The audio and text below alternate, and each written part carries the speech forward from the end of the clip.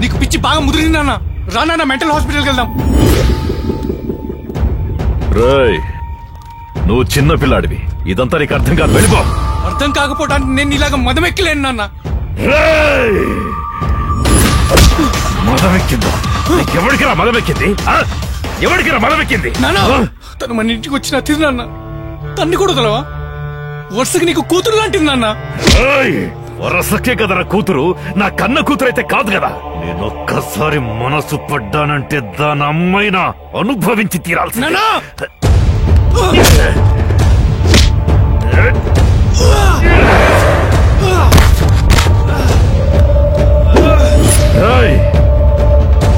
వీడిని చూసుకోండిరా.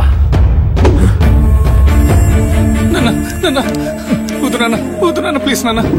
నాన్న వద్దు నాన్న.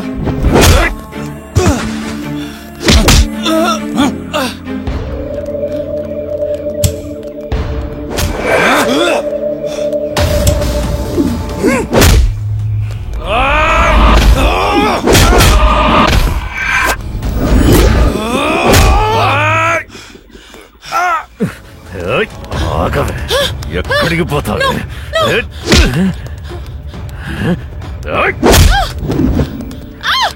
ఎలాగైనా నేను అనుభవించాల్సింది.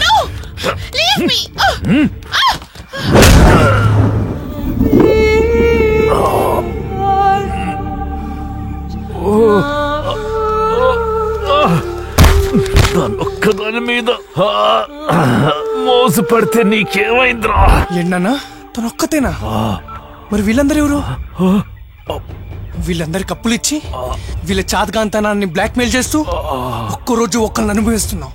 15 years పిల్లల నుంచి 50 years ఆంటీల వరకు ఎవరిని వదిలిపెట్టాం లేదు. పాప మా మధుమని టీచర్ ఏం చేసింది? దేవత లాంటి తనని కూడా లొంగ తీసుకున్నాం.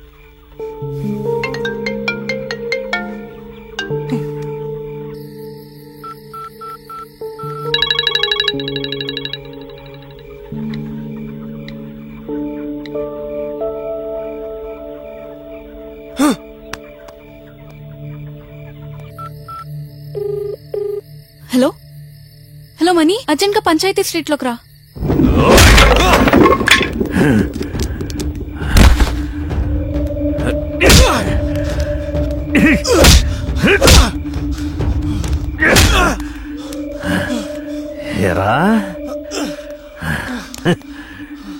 ఎరా నువ్వు చెప్తే నేను ఆపాలా?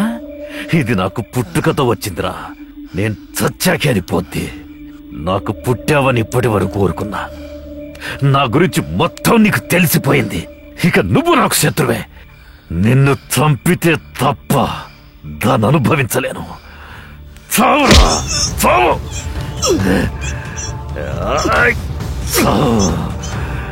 చావు నాకు కూడా చావు.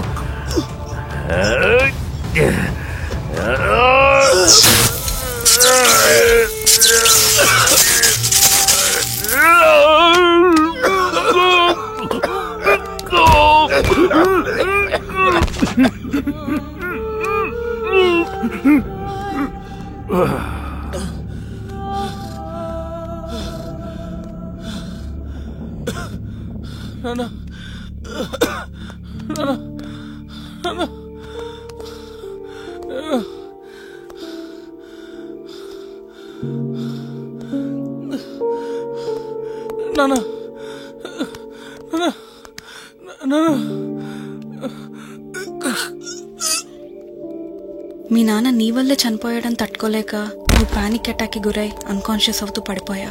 స్నాప్చాట్ ద్వారా లొకేషన్ ఫైండ్ అవుట్ చేసిన మేము అక్కడికి వచ్చి నేను హాస్పిటల్ కి తీసుకెళ్ళాం.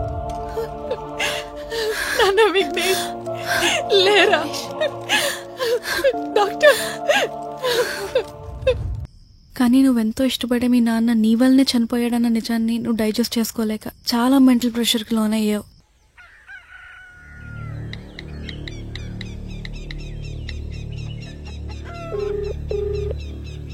హలో మనీ, అమ్మ జాగ్రత్త.